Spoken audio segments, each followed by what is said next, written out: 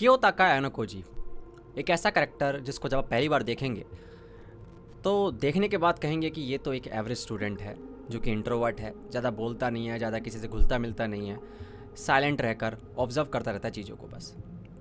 लेकिन जैसे जैसे सीरीज़ आगे बढ़ती है आपको रियलाइज़ होता है कि आप गलत हैं। ये इंसान असल में एक बहुत ही जीनियस इंसान है, एक ऐसा इंसान जिसको लोगों को अपनी उंगलियों पे नचाना आता है, एक ऐसा इंसान जिसके अंदर इमोशंस और फीलिंग्स है ही नहीं, एक ऐसा इंसान जो स्माइल करते हुए कभी नहीं दिखेगा आपको, या फिर कोई भी ऐसा इमोशन एक्सप्रेस करते हुए नज़र नहीं आएगा जो आप और मैं करते हैं रोज़मर्रा की ज़िंदगी में। एक ऐसा इंसान जिसके दिमाग में झांकना बहुत ज़रूरी है। मैंने बताया है कि कभी भी किसी इंसान की साइकोलॉजी को समझना है तो सबसे पहले उसके बचपन में जाना ज़रूरी है। इसका बचपन नॉर्मल नहीं था। जैसे कि आपने एक मॉन्स्टर एनिमे थी, आपको याद होगा, जिसमें योहान लिवर्ट नाम का एक बंदा था जो कि सबसे खतरनाक साइकोपैथ बताया जाता अब तक का। वो भी ऐसा ही था, लाइक उसका बचपन नॉर्मल नहीं था। वो भी एक एक्सपेरिमेंट का हिस्सा था, किंडरहाइम 511। अगर आपने वो एनिमे देखी है तो आपको पता लगेगा। और उस जगह पे उसको वैसा बना दिया गया। अब वैसे ही आयानोकोजी जो है ये भी एक एक्सपेरिमेंट का हिस्सा होता है। ये एक्सपेरिमेंट और कोई नहीं, इसके पापा ही रन कर रहे होते हैं, प्रोफेसर आयानोकोजी। वाइट रूम के अंदर कोशिश की जा रही थी परफेक्ट ह्यूमन बनाने की, एक ऐसा ह्यूमन जो आगे जाकर पॉलिटिशियन बनेगा, साइंटिस्ट बनेगा और देश का नाम रोशन करे। आपने सुना होगा नेचर वर्सेस नर्चर डिबेट के बारे में कि जेनेटिक्स ज़्यादा इंपॉर्टेंट होती है या फिर एनवायरनमेंट या कंडीशनिंग। क्या चीज़ डिफाइन करती है आपको, आपके बिहेवियर को? आप कुछ लोग कहते हैं भाई आज जेनेटिक्स से सब कुछ डिसाइडेड होता है, कुछ लोग कहते हैं नर्चर है, कुछ लोग कहते हैं दोनों का एक कॉम्बिनेशन है। लेकिन प्रोफेसर आयानोकोजी जो है, उसके पापा, वो ये मानते हैं कि नर्चर जो है वो ज़्यादा इंपॉर्टेंट है। सराउंडिंग के ज़रिए, एनवायरनमेंट के ज़रिए, ट्रेनिंग के ज़रिए हम चेंज कर सकते हैं, जेनेटिक्स इतने मैटर नहीं करते हैं। और उसी चक्कर के अंदर ये एक्सपेरिमेंट रन हो रहा होता है और उस एक्सपेरिमेंट के अंदर आयानोकोजी भी होता है। कोई चाइल्डहुड नॉर्मल नहीं है तो आप समझ सकते हैं कि नॉर्मल चाइल्डहुड ना होने का मतलब क्या है। कोई गेम नहीं खेला जाएगा, कोई दौड़ भाग नहीं मिलेगी, आपको पार्क्स नहीं मिलने वाले हैं कि आप जाओ पार्क के अंदर और झूले झूलो, आपको गिफ्ट्स नहीं मिलने वाले हैं जो आपको माँ बाप से मिलते हैं, दोस्तों से मिलते हैं, आपके बर्थडे सेलिब्रेट किया जाता है, कुछ भी नहीं, कोई लग्जरी नहीं। अननेसेसरी चीज़ों को हटा दिया गया। क्यों? क्योंकि उनको लगता है कि ये सब चीज़ें ज़रूरी नहीं है डेवलपमेंट में। एक इंसान के इमोशन से बिल्कुल अलग कर दिया गया। कोई भी ऐसी चीज़ जो उन लोगों को इमोशनल करे, कमज़ोर बनाए, उनको हटा दिया जाएगा। पढ़ाई ऐसी कि आप सोच भी नहीं सकते, सारे सब्जेक्ट सिखाए जाएंगे। अभी आपके स्कूल में तो ऐसा होता है, आप स्ट्रीम चूज़ कर लेते हैं एंड देन 3-4 सब्जेक्ट होते हैं, वही आप पढ़ते हैं। लेकिन यहाँ ऐसा नहीं है, यहाँ आप स्किप नहीं कर सकते। यहाँ psychology, philosophy, arts, martial arts सब कुछ सिखाया जाएगा, सब कुछ, और एकदम PhD लेवल की नॉलेज दी जाएगी। आपकी बॉडी को बहुत ज़्यादा फिजिकली स्ट्रांग बनाया जाएगा। आपके पास कोई प्राइवेसी नहीं होगी, आपको कैमरे से देखा जाएगा हर वक्त आप क्या कर रहे हैं। इंटेंस ट्रेनिंग होगी, एकदम जैसे मिलिट्री में होती है। भयंकर लेवल का स्ट्रिक्ट माहौल होगा, आप कुछ गलत करेंगे आपको पनिशमेंट मिलेगी। उनका मकसद था जीनियसेस क्रिएट करना, ऐसे लोग जो आगे चलकर देश को चलाएंगे। अपना कियोताका यानाकोजी जो है वो वहाँ का सबसे बेस्ट स्टूडेंट होता है, सबसे बेस्ट अभी तक का। मतलब कि वहाँ के लोग अभी भी एग्जाम्पल देते हैं कियोताका का कि ऐसा इंसान, ऐसा स्टूडेंट अभी तक नहीं हुआ। एक वक्त ऐसा आता है जब वाइट रूम जो है ये एक्सपेरिमेंट थोड़ी देर के लिए बंद हो जाता है और आयानोकोजी को पता चलता है एक स्कूल के बारे में, एक बटलर के द्वारा। वो बटलर आखिर में मारा जाता है क्योंकि उसके पापा को पता चल जाता है कि उसने ही बताया था मेरे बेटे को स्कूल के बारे में। उसने स्कूल का नाम बताया था एडवांस नर्चरिंग हाई स्कूल। अब इस एनिमे के अंदर, इसी स्कूल के अंदर सब कुछ हो रहा है। आयानोकोजी जो है वो एक नॉर्मल ज़िंदगी जीना चाहता है। वो इस हालात में जहाँ पर वो एक नॉर्मल इंसान जैसा फील करता ही नहीं है, क्या वो एक नॉर्मल ज़िंदगी जी पाएगा उन नॉर्मल लोगों के बीच में? वो एक टेस्ट करना चाहता था। और दूसरा, वो थोड़ा फ्री रहना चाहता था बचपन से। जब आप ऐसे माहौल में रहे हैं जहाँ पर आपको 24 घंटे देखा जा रहा है, आप चाहते हैं कि आप फ्री हो इस दुनिया में। आप चाहे साइकोपैथ हो, चाहे आप नॉर्मल हो, इट डज नॉट मैटर, आपको फ्रीडम पसंद आएगी अपनी। कोई भी बंद के नहीं रहना चाहता। तो कियोताका यानाकोजी भी निकल लेता है इस सफ़र पे और स्कूल को ज्वाइन करता है। फर्स्ट सीज़न में पता चलता है कि यानाकोजी जो है वो एक प्लान के साथ आया था इस स्कूल के अंदर। वो प्लान था कि भैया मुझे अटेंशन ड्रॉ नहीं करनी है, मैं शैडो में रहना चाहता हूँ, मुझे नहीं चाहिए अटेंशन, मुझे नहीं चाहिए फेम, क्योंकि वो नहीं करना चाहता था, वो उसे नॉर्मल लाइफ जीनी थी, उसे नहीं बनना था एक सुपरस्टार किसी स्कूल का। तो उसने क्या किया, अगर उसने एंट्रेंस एग्ज़ाम के अंदर अपनी काबिलियत दिखा दी होती, जो कि वो दिखा सकता था, 100 आउट ऑफ 100 भी ला सकता था, लेकिन वो नहीं लाता है। वो जानबूझकर 50 नंबर लेके आता है हर सब्जेक्ट के अंदर, ताकि वो क्लास डी में जाए। क्योंकि अगर उसका, आपको पता होगा अगर अपने एनीमे देखी है तो, इसमें क्लासेस होती हैं डिवाइडेड। क्लास ए जो है वो सबसे टॉप पे है, फिर बी सी डी। तो जो क्लास डी वाले लोग होंगे वो सबसे, समझ लो कि बेवकूफ़ हैं या फिर सबसे वीक थे भाई, तभी उनका क्लास डी में एडमिशन हुआ। और टारगेट यही रहता है सारे बच्चों का जो क्लास डी में है कि भैया हमें ऊपर ही जाना है, सी बी ए। अब वो जानता था कि अगर वो क्लास ए में एडमिशन ले लेगा अच्छे नंबर लाकर, तो भैया वैसे ही लोगों के नज़र में आ जाएगा। तो उसने वो भी नहीं किया, उसने ध्यान रखा कि वो क्लास डी में ही जाए, और वहीं रहने का उसका प्लान था कि भाई मुझे यहीं रहना है, मुझे कहीं नहीं जाना। आप पहली बार उसको जब देखेंगे, जब सब अपना नाम इंट्रोड्यूस कर रहे हैं क्लास के अंदर, तो वो कितना सोच विचार कर रहा है। क्योंकि अगर मेरा इंट्रोडक्शन का तरीका थोड़ा ज़्यादा एनर्जेटिक रहा तो लोग समझेंगे कि मैं फ्रेंडली हूँ, या फिर लोगों का ध्यान मेरी तरफ जाएगा। तो वो बड़े ध्यान से अपना इंट्रोडक्शन देता है ताकि वो एक लूज़र नज़र आए, एक एवरेज लड़का नज़र आए। साथ ही साथ वो 2-3 चीज़ें और कर रहा है, मैं उसकी साइकोलॉजी के ऊपर आऊँगा, लेकिन मैं साथ साथ तुम्हें बताना चाहता हूँ थोड़ा सा कि उसका तरीका क्या था। सबसे पहले वो लोगों को ऑब्जर्व करना शुरू करता है कि इस क्लास के अंदर जहाँ मैं अपना इतना समय बिताने वाला हूँ, वहाँ पे ऐसा कौन सा इंसान है जो मेरे काम आ सकता है। वो हर इंसान को ऐसा टूल देखता है। जैसे जब आप चेस खेलते हैं और आपके वो जो प्यादे होते हैं आगे, और उनको आप आगे चलाते हैं, ठीक है, और फिर गेम खेलते हैं, कुछ ऐसा ही था कियोताका एनोकोजी। अब ये जो इंसान है, ये जिससे भी बात करता है तो समझ लीजिए उसका कोई लेना देना है उससे कोई मतलब है। उस इंसान से कुछ वो निकलवाना चाहता है, उसके डिज़ायर्स को जानना चाहता है, मे बी उसके मोटिवेशंस को जानना चाहता है, उसके ड्रीम्स, गोल्स, कुछ भी। उसका डेटा कलेक्ट करता है वो हर कन्वर्सेशन को ना तोलता है।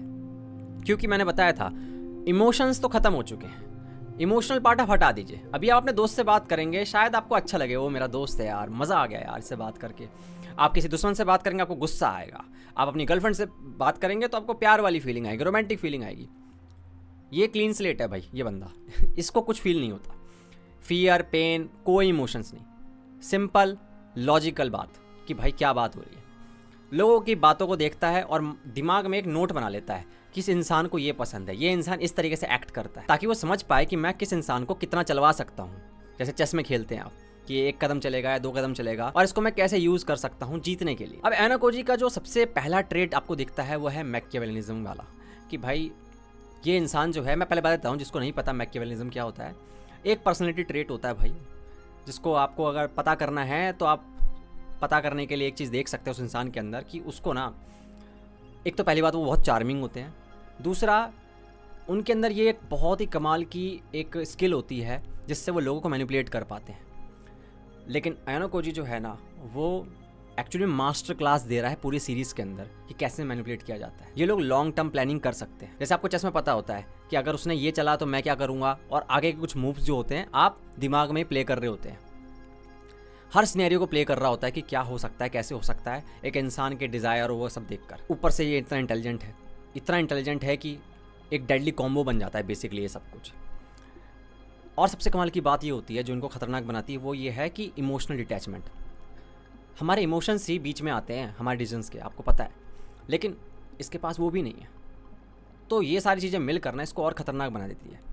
अब आप देखेंगे कि इनके अंदर एम्पैथी भी नहीं होती है, इनको नहीं पता होता सामने वाले के साथ क्या हो रहा है, इनको किसी का दर्द नहीं समझ में आता, इनके अंदर कोई गिल्ट नहीं होती, कोई रिमोर्स नहीं होता, ये किसी को भी सेक्रीफाइस कर सकते हैं। मैं आपको कुछ एग्जांपल देता हूँ। आपने देखा कि होरिकिता का कितना ध्यान रखता है ये, या कारुइजावा का। हमें ऐसे मूवमेंट्स दिखे हैं जहाँ पर आपको लगेगा वाओ यार ये तो काइंड है, जिसको नहीं पता इसके बारे में पहले, क्योंकि जब आपने स्टार्ट किया होता है इसको तो आपको लगता है हाँ ये तो बहुत ही दयालु है, देखो इसकी हेल्प कर रहा है, देखो उसकी भी हेल्प कर रहा है। लेकिन असल में ध्यान से देखोगे ना तो ये एक स्ट्रेटेजी का हिस्सा था बस उसकी, ये एम्पैथी नहीं थी। उसके अंदर कुछ फीलिंग नहीं जनरेट हो रही थी कि यार मैं इसकी मदद करूँगा, उसको किसी का दर्द महसूस नहीं हो सकता है। वो सब कुछ उसकी स्ट्रेटेजी का हिस्सा था। क्योंकि जैसे ही आप किसी के ऊपर कोई एहसान करते हैं, किसी की मदद करते हैं, तो आप बेसिकली उसको कंट्रोल कर रहे होते हैं। आप उस पर कुछ एहसान करते हैं, वो इंसान आपकी तरफ लट्टू हो जाता है कि भाई चलो भाई ये इंसान अच्छा है। जैसे कि उसने करोइजावा के साथ किया। करोइजावा बुली होती आ रही थी, ठीक है, अब जानबूझ के उसको और बुली करवाता है, प्लानिंग करता है उसको बुली करवाने की, और उसके बाद उसको प्रोटेक्ट करता है, जाकर उसका सेवियर बन जाता है, क्लोज आती है। उसके बाद एक वक्त आता है जब कम्युनिकेशन कट ऑफ कर देता है बुरी तरीके से कि भाई मैं तुझसे बात नहीं कर सकता, अब हो गया हमारा। उसके बाद वो बंदी समझ नहीं पाती बात क्या हुई है, कन्फ्यूज़ हो रखी है।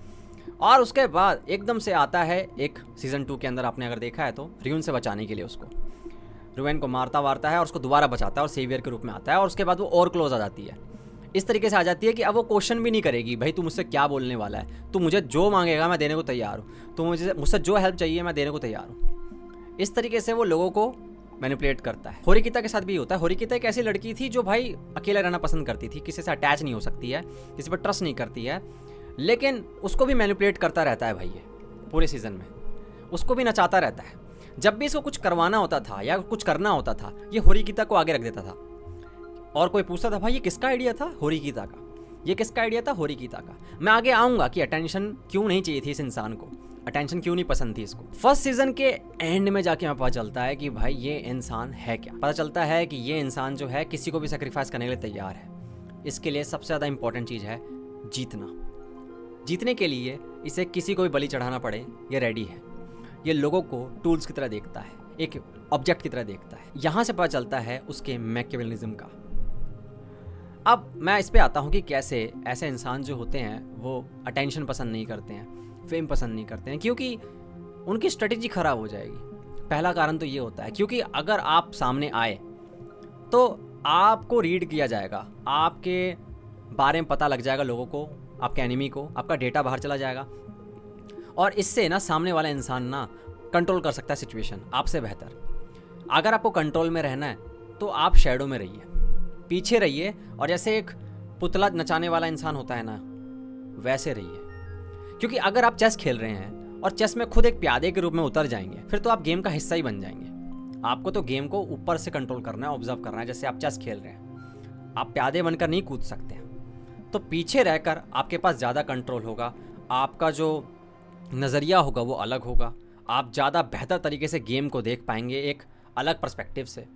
तो पहला कारण तो ये है कि उसको अटेंशन इसलिए भी नहीं पसंद थी। दूसरा ये था कि शायद उसको एनीडोनिया था। अब एनीडोनिया एक ऐसी कंडीशन होती है जिसके अंदर इंसान को प्लेजर महसूस नहीं होता, वो मोटिवेटेड भी नहीं होता। जैसे हम लोग प्लेजर के पीछे भागते हैं ना, वैसे वो लोग नहीं भागते। हमें गिटार बजाना भी आ गया तो हम गिटार बजा कर अटेंशन पा लेते हैं, और उससे हमें डोपामिन हिट मिलता है। किसी के पास अच्छे लुक्स हैं तो वो भाई अपनी फ़ोटो डाल देता है, लाइक्स मिलते हैं सोशल मीडिया पे, एंड देन उसको डोपामिन हिट मिलता है। लेकिन आयाना गोजी को ऐसा कुछ नहीं चाहिए भाई, क्योंकि वो प्लेजर फील ही नहीं कर सकता उस तरीके से। उसको बस एक सेटिस्फैक्शन मिलता है, और वो सेटिस्फैक्शन भी अलग तरीके का होता है, हमारी तरह नहीं होता, नॉर्मल सेटिस्फैक्शन नहीं होता, वो एक कोल्ड सेटिस्फैक्शन कह सकते हो आप। या ठीक है, कोई इमोशन नहीं है उसके पीछे। तो एक कारण तो ये भी हो सकता है कि उसको अटेंशन वगैरह इसलिए नहीं पाने क्योंकि मोटिवेशन ही नहीं पीछे कुछ, क्योंकि मोटिवेशन के लिए जो डोपामिन हिट चाहिए वो उसको मिलता ही नहीं है। उसका सबसे डार्कर साइड जो है ना, आपको सीजन 2 के एंड में पता चलता है, जहाँ पर हमें उसका वायलेंट साइड भी नज़र आता है। अभी तक तो हमें लग रहा था वो एक जीनियस है बस, जो बस दिमाग लगा कर खेल खेल रहा है और लोगों को मैनिपुलेट कर रहा है। लेकिन किसी को नहीं पता था कि वो एक रियोन नाम का बंदा था भाई, क्लास सी का, जो कि बहुत गड़बड़ कर रहा था। उसको सबक सिखाने के लिए ना आयाना गोजी को लगा कि वायलेंस ही एकमात्र तरीका है। अब रियोन भी जो था वो 2-3 बंदों के साथ रहता था जो कि काफ़ी हट्टे गट्टे थे, और जब वो उस कंडीशन में पहुंचता है हमें लगता है कि भाई ये क्या कर रहा है, भाई इसको नहीं करना चाहिए था। हालांकि हमें विश्वास होता है कि भाई ये तो मार ही देगा, आयाना गोजी जीत ही जाएगा, लेकिन हमें लगा ये बेवकूफ़ी तो नहीं कर रहा, क्योंकि वायलेंस का मतलब है कि तू भाई तेरा नाम जो होगा वो बाहर आ जाएगा कि भाई तूने पीट पाट दिया है। लेकिन उसके लिए भी वो पहले से प्लानिंग करके बैठा था कि किस तरीके से सिचुएशन के बाद चीज़ें कंट्रोल करनी है। वो पहले से लॉन्ग टर्म प्लानिंग कर सकता है, उसको पता है कि कब क्या होने वाला है और किस तरीके से हर चीज़ को संभालना है, उसको पता है, इंश्योरेंस करके रखता है वो सब कुछ का। अब जब वो रियोन को मार रहा होता है तब हमें उसका डार्क साइड दिखता है। तब दिखता है कि यार उसको मुक्का पड़ते वक्त भी उसको कोई फीलिंग नहीं है, लगता है उसको पेन भी महसूस नहीं होता है। एक कंडीशन होती है एलेक्स्थीमिया, जिसके अंदर एक इंसान ना इमोशंस फील नहीं करता और उसको आइडेंटिफाई भी नहीं कर सकता। अब रियोन जो होता है वो कहता है कि भाई मैंने आज तक डर नहीं देखा, मुझे नहीं पता डर क्या होता है, बचपन से ही मैं ऐसा हूँ, मुझे हालातों ने ऐसा बना दिया। रियोन कहता है ऐसा, अब उनके बीच में जो फाइट होती है काफ़ी अच्छी होती है, और रुएन को ना वो उस तरीके से मारता है जैसे एक मशीन मार रही हो, जैसे कोई एआई बैठा हो। जब आप मारते हैं तो या तो आपको मज़ा आ रहा होता है उसको मारने में, या तो आपको डर लग रहा होता है, या तो आपके हाथ पांव काँप रहे होते हैं, कुछ तो हो रहा होता है आपके साथ जब आप फाइट के अंदर होते हैं, आप लड़ाई के अंदर होते हैं। लेकिन ये बंदा इमोशनली नम है पूरा। जब मैं वो सीन देख रहा था जब रियोन के ऊपर बैठा हुआ है एनकोजी, और एनकोजी उसके यहाँ पे गाल पे मुक्के मारे जा रहा है, मारे जा रहा है, मारे जा रहा है, ऐसा मैंने कभी नहीं देखा, किसी भी जगह नहीं देखा, किसी मूवी के अंदर नहीं देखा, एनिमे के अंदर नहीं देखा। मुझे लगा एनकोजी एक इंसान नहीं है, पहली बार मुझे ऐसा फील हुआ, वो इंसान नहीं लग रहा मुझे, वो एक मशीन लग रहा है जो बस मारे जा रहा है। और रियोन जो है वो ये देख कर डर जाता है, वो रियलाइज़ करता है कि मैंने गलत पंगा ले लिया था, वो रियलाइज़ करता है कि ये डर होता है भाई, उससे डर कहते हैं। वो एक्सपीरियंस करता है डर को, क्योंकि वो देख रहा होता है कि मैं एक इंसान से नहीं पिट रहा हूँ, मैं एक कोल्ड किलिंग मशीन से पिट रहा हूँ। इसके लिए तो लोग नहीं है वैसे, ठीक है, टूल्स तो हैं ही, लेकिन ये लोगों को डिवाइड कर देता है। जैसे हम लोग डिवाइड करते हैं कि ये अच्छे लोग हैं, ये बुरे लोग हैं, ये मेरे प्यारे लोग हैं, ये बुरे लोग हैं, इनके साथ मैं बात नहीं करूँगा। उसने डिवाइड कर रखा है, ये यूज़फुल लोग हैं, ये यूज़लेस लोग हैं। उसके दिमाग में शायद यही कैटेगरी होगी कि मैं इनको यूज़ कर सकता हूँ, ये किसी काम के नहीं है, ठीक है। तो इस तरीके से वो दुनिया को देखता है। आइनो कोजी के जरिए राइटर एक चीज़ और दिखाने की कोशिश कर रहा है कि तुम भले ही ना सब कुछ खत्म कर दो साइंस की मदद से, एक इंसान के अंदर से सब कुछ खत्म कर दो, इमोशंस खत्म कर दिए ना तुमने, मशीन बना दिया ना उसको, लेकिन तुम उसकी फ्रीडम नहीं खत्म कर सकते, उसकी फ्रीडम की चाह को खत्म नहीं कर सकते। उसको फ्रीडम चाहिए होगी, वो डिज़ायर कभी खत्म नहीं होगा उसके अंदर से। बहुत सारे लोगों को ना आइनो कोजी ना एक हीरो के रूप में भी नज़र आता है, एक ऐसा इंसान जिसके जैसा बनना चाहिए हमें। आजकल की दुनिया के अंदर ईजी हो जाएगा सर्वाइव करने में, लोग तुम्हें हर्ट करते हैं, मैनिपुलेट करते हैं, कंट्रोल करते हैं। ऐसे में क्यों ना हो हमारे पास वो पावर हो और हम वो कंट्रोल अपने हाथ में ले लें, मैनिपुलेट हम करें लोगों को, और हमें कोई बुद्धू ना बना पाए और हमें कोई हर्ट ना कर पाए। आइनो कोजी के सबसे बड़े फ़ैन वही लोग बन रहे हैं जो हर्ट हुए हैं लाइफ में। और अब जब ऐसे कैरेक्टर देखते हैं ना जो लाइफ में कभी हर्ट नहीं हो रहे, उनके सामने कोई कुछ भी आ रहा है, वो अटैच नहीं हो रहे किसी से, तो ऐसा लगता है यार मुझे ऐसा बनना है। लोग आइडलाइज़ करते हैं, हाँ भाई मुझे ऐसा बनना है। बट कुछ लोग होते हैं वो ये कहते हैं नहीं, ये श्राप है, एक कर्स है। किसी को नहीं पता है आइनो कोजी होना कैसा होगा, एक ऐसा कर्स जिसके अंदर आप कुछ फील ही नहीं करते। क्या ऐसा कुछ फील किया जा सकता है कि फील ना करना कैसा होता है? क्या ये ब्लेसिंग है आइनो कोजी जैसा होना इस दुनिया के अंदर, इस क्रूअल वर्ल्ड के अंदर, या फिर ये एक श्राप है? या फिर कुछ लोग ऐसे भी हैं जो इसको मॉन्स्टर बोलते हैं कि ये तो इंसान भी नहीं है, इसको मॉन्स्टर बोलो। लेकिन क्या इस मॉन्स्टर होने में उसका कोई रोल है, उसका कोई हाथ है? नहीं है, वो तो शिकार है ना एक एक्सपेरिमेंट का। और आप देखिए कि उस शिकार होने के बावजूद वो इधर आया इस स्कूल के अंदर और एक नॉर्मल लाइफ चूज़ करने की ठानी कि भाई मुझे एक नॉर्मल लाइफ जीनी है। और यहाँ वो चूज़ कर रहा है कि मुझे क्या बनना है। उसका जो पोटेंशियल है वो ये नहीं है कि बस क्लास ए तक मूव करना है मुझे, या मुझे इसको हराना है, इसको हराना है। उसका पोटेंशियल बहुत अलग तरीके का है, लेकिन स्टिल वो चूज़ कर रहा है कि मुझे वो मॉन्स्टर तो बिल्कुल नहीं बनना है जो दुनिया मुझे बनाना चाहती है। तो आप मुझे बताइए आइनो कोजी के बारे में आप क्या सोचते हैं? क्या वो एक हीरो है या मॉन्स्टर है, क्या है? आप बताइए कमेंट सेक्शन के अंदर। आज के लिए इतना ही। Thank you so much for watching. मिलते हैं अगली वीडियो में, तब तक के लिए ध्यान रखो। Good bye.